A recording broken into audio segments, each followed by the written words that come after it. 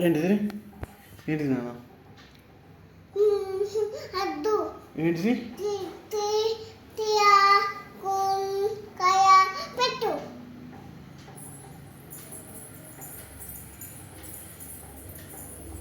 నాకు అర్థం కాలే మరొకసారి చెప్పు ఏంటిది ఏంటి నాన్న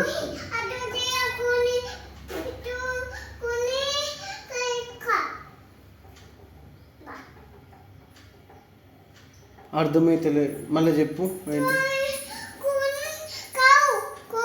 ఎవరిది ఎవరిది కడగాలి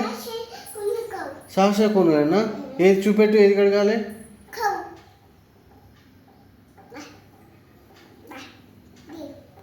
దిగన్నా ఏం చేయాలి వచ్చి